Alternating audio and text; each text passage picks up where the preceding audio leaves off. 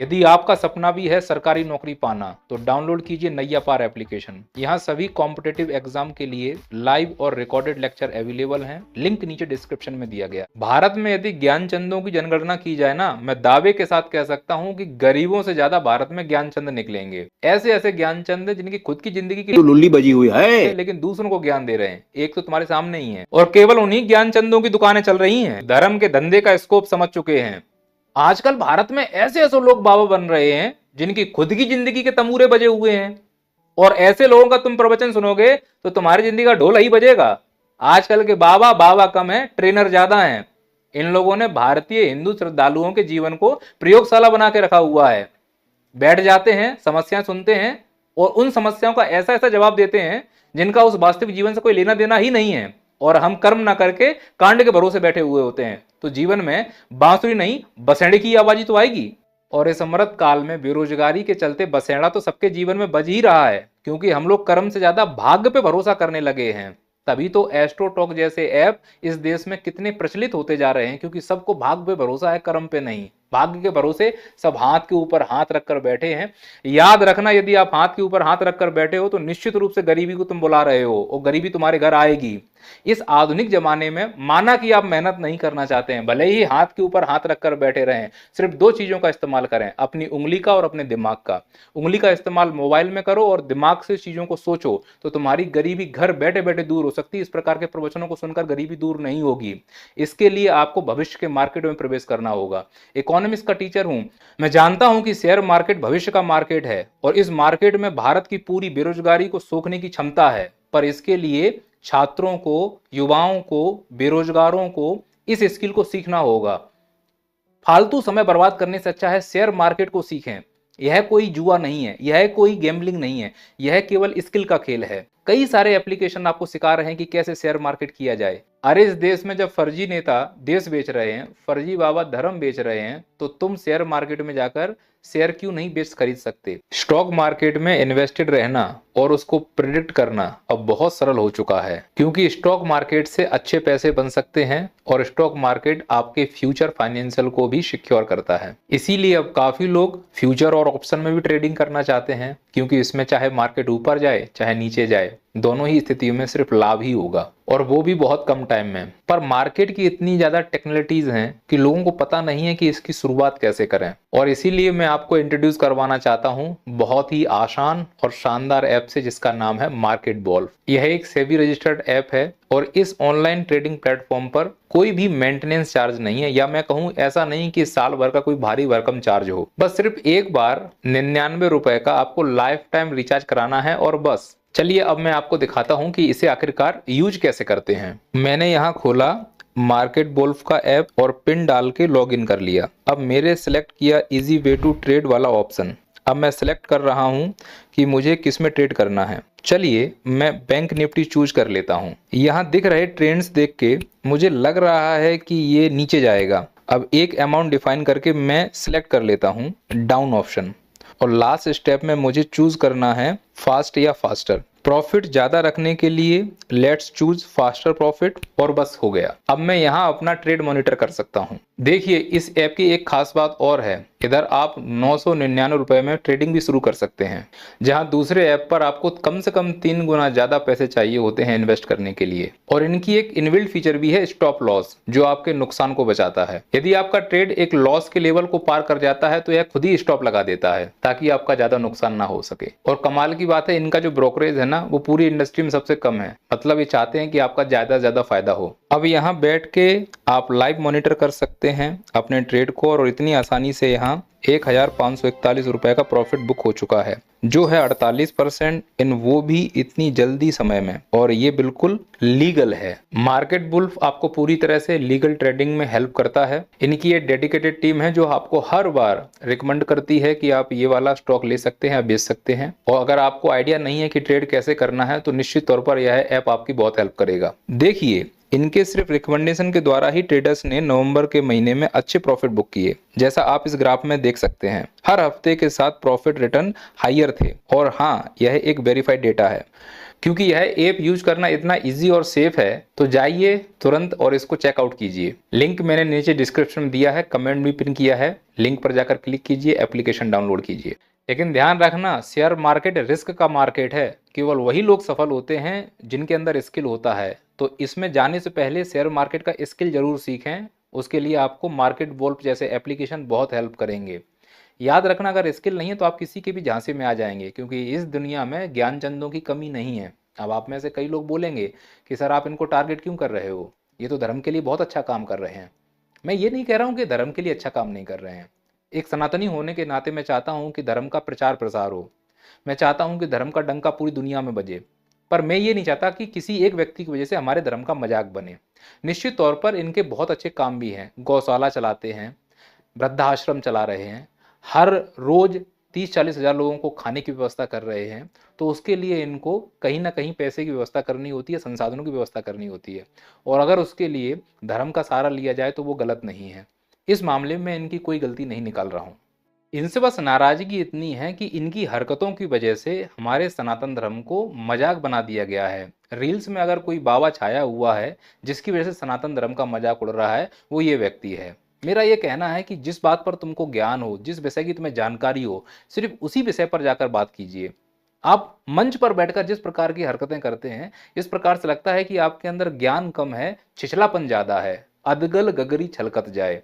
दुनिया को जो मैसेज जा रहा है, आपको लगता है कि ये मेरी बालपन वाली हरकतें हैं, आपके अंदर कोई कृष्णा या कान्हा दिखेगा, नहीं, आपके अंदर एक बहरूपिया झलकता है। और उस बहरूपे की झलक के कारण पूरा हिंदू समाज, सनातन धर्म बदनाम हो रहा है। तो मैं नहीं चाहूंगा कि किसी एक व्यक्ति की वजह से हमारे सनातन धर्म पर ये उंगली उठे कि देखो कैसे कैसे लोग हैं जो इनके धर्म का प्रचार कर रहे हैं। यदि आपको सच में धर्म ग्रंथों का ज्ञान है तो आप उन धर्म ग्रंथों को, ज्ञान को ही टू द पॉइंट लोगों तक पहुंचाएं।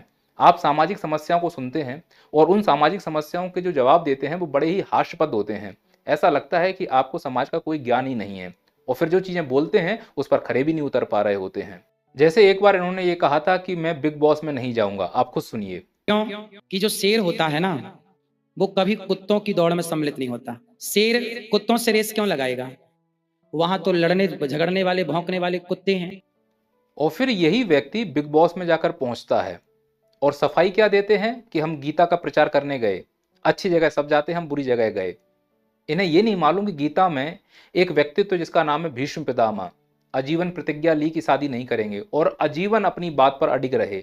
ये व्यक्ति 4 दिन अपनी बात पर अडिग नहीं रहा और इसको हमने ये ठेका दे दिया है कि ये व्यक्ति जाकर गीता का प्रचार प्रसार करे। अरे जब तुम अपनी बात पर नहीं टिक पा रहे, थूक के चाटने वाले व्यक्ति हो, तुम क्या धर्म का प्रचार करोगे बे? और मुझे तो लगता है कि इनको धर्म का कोई ज्ञान है ही नहीं, क्योंकि उन्होंने धर्म ग्रंथों को उतने अच्छे से पढ़ा ही नहीं है, एनालिसिस नहीं किया है। बस लाइनें पढ़ ली हैं, मंत्र रट लिए और ज्ञान देना शुरू कर दिए हैं। और जब इनके समकक्ष कोई ज्ञानी बैठता है तो फिर उसका काट भी नहीं है इनके पास। जब इनके सीनियर ने इनसे प्रश्न पूछा कि कहाँ लिखा है राधा शब्द, तो उसको ये आधा पढ़ रहे थे और भरे मंच में इनकी बेइज्जती की गई थी। वीडियो देखिए आप। तो कहते हैं भागवत जी में राधा का नाम नहीं है, राधा का नाम नहीं है, ये लोग गलत कहते हैं। उद्यता युद्ध दौर दंडई राधावंतो भटान मृधे है, नाश मत करिए।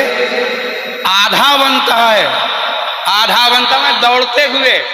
चलो, जो मंच पर डिबेट हुई है राधा को लेकर, उसमें मैं मान लो कहीं ना कहीं गलत भी हो सकता हूं, लेकिन जो पंडालों में प्रश्न पूछे जाते हैं, जब कोई प्रश्न आउट ऑफ सिलेबस आ जाए तो इस व्यक्ति के पास उसका जवाब ही नहीं होता है। जैसे पंडाल में किसी ने प्रश्न पूछा था कि राम के मामा का क्या नाम है। आप सुनिए खुद ही जवाब इनका।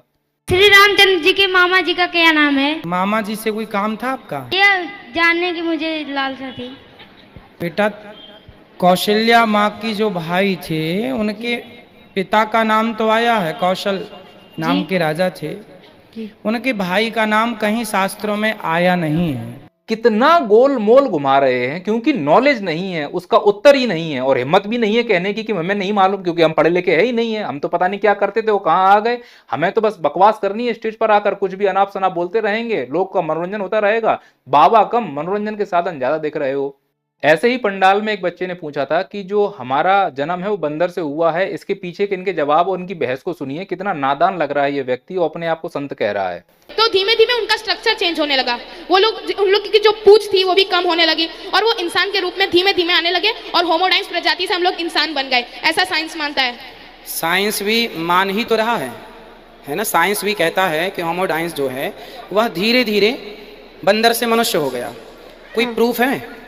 मैंने एक फिल्म देखी थी, उस फिल्म का सीन आप देखिए। ऐसे लोगों के इन्फ्लुएंस में आके ही बच्चों की इस प्रकार की मानसिकता हो रही है, फिर धर्म और विज्ञान के बीच में लड़ाई होती है, उनके पीछे इसी प्रकार के अज्ञानी होते हैं। आप इस सीन को देखिए और समझिए कि किस प्रकार से लोगों को तैयार किया जा रहा है धर्म की आड़ में। आकाश में चंद्रमा धरती का चक्कर लगाता है और धरती सूर्य का। ये गलत बोल रहा है सर। धरती सूर्य का चक्कर कैसे लगा सकती है? धरती तो शेषनाग के सर पर विराजमान है। हम स्कूल नहीं जाएंगे, मास्टर लोग पगला गया है। कौन मास्टर? सबके साथ। हाँ, हम पागल, सबके सब मास्टर पागल, एक तुम ही हो जो समझदार हो। सही कह रहा हूँ। हाँ। पंडित जी की कहानी सुनाई थी राहु केतु वाली, हमको जोशन टपक दिया और कह रहा था कि धरती सूर्य के चारों ओर घूमती है, इस कारण सूर्य ग्रहण लगता है। और तो और कह रहा था कि धरती आकाश में लटका हुआ है। बता, कोई चीज आकाश में कैसे लटकी रह सकती है? और वो उधर कि शेषनाग के माथे पर धरती विराजमान है। पर मास्टर जी गलत थोड़ी ना पढ़ाएंगे। बकलोल है सबके सब, कुछ नहीं आता उनको। और हाँ, बोल रहा था कि आदमी का जन्म बंदर से हुआ है। ये देखो, कोई अकल वाला आदमी ऐसे बात कर सकता है क्या? हमें क्या पता। हालांकि इनकी जो बचपने की हरकतें हैं उनका कोई अंत नहीं है। मैं बचपना इसलिए नहीं बोलूंगा क्योंकि यह मूर्खता की श्रेणी में आता है। आप कोई आम व्यक्ति नहीं हो, आप प्रतिनिधित्व कर रहे हो सनातन धर्म का। भाई यहाँ पर एक आईएएस भी होता है ना, जो एक जिले का प्रतिनिधित्व करता है, वो कितना मेंटेन रहता है। आप तो पूरे धर्म का प्रतिनिधित्व कर रहे हो, तो आपको अपना कितना डेकोरम रखना चाहिए था। लोग आपका सम्मान करें, बल्कि इसका उल्टा हो रहा है, लोग आपका मजाक बना रहे हैं। तुम्हारा व्यक्तिगत मजाक थोड़ा ना बन रहा है, सनातन धर्म का मजाक बन रहा है। ना जाने कितनी वायरल रील्स हैं, पूकी बाबा के नाम से जाने जा रहे हो सकता है तुम्हें शर्म ना आती हो, लेकिन तुम्हारे वीडियो देख के हम जैसे सनातनियों को शर्म आती है कि ऐसे लोगों को हमने ठेका दे दिया है, धर्म का प्रचार प्रसार करने में लगे हुए हैं।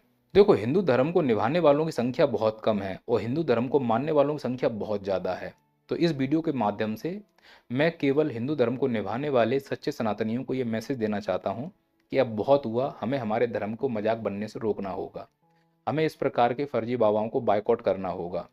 निश्चित तौर पर यदि धर्म के प्रति किसी को कोई काम करना है तो धर्म के अनुसार ही किया जाएगा। ऐसा कोई काम नहीं होना चाहिए जिससे हमारे सनातन का मजाक उड़े, जैसे कि इस पूकी बाबा की वजह से पूरी रील्स पर सनातन का मजाक उड़ रहा है। और साथ ही साथ आम जन में यह धारणा बनती जा रही है कि हिंदू धर्म तो धंधा की ओर जा रहा है। ऐसे लोगों को देखकर ही आने वाली पीढ़ियां धर्म की ओर आकर्षित हो रही हैं। जैसे कि इस लड़के को देख सकते हैं, इसका नाम अभिनय अरोरा है। यह मौका परस्त व्यक्ति है। अब इसकी कोई गलती नहीं है, इसके जो पेरेंट्स हैं वो कितने समझदार होंगे समझिएगा। उन्हें मालूम है कि इस महंगाई में एजुकेशन बहुत महंगी है। यूकेजी एलकेजी में अगर अच्छे स्कूल में एडमिशन कराओगे तो 2-2.5 लाख रुपए फीस है। अगर इसकी पूरी पढ़ाई की जाए तो 50-60 लाख रुपए साल का खर्चा होगा। और जब यह बड़ा होगा, रोजगार की तलाश में जाएगा, तो इस देश में रोजगार कहीं मिलेगा नहीं। इससे अच्छा है जो पैसा पढ़ाई पर खर्च होना है वो पूरा ऐसी जगह इन्वेस्ट कर दिया जाए जिसमें रिटर्न अच्छे हों। और धर्म से अच्छा कोई धंधा है ही नहीं इस देश में। तो इसको तुम ध्यान से देखो। कभी यह बजरंगबली बन रहा है, मस्ती में अब रहता हूँ, सीताराम मैं कहता हूँ, गणेश जी की पूजा कर रहा है,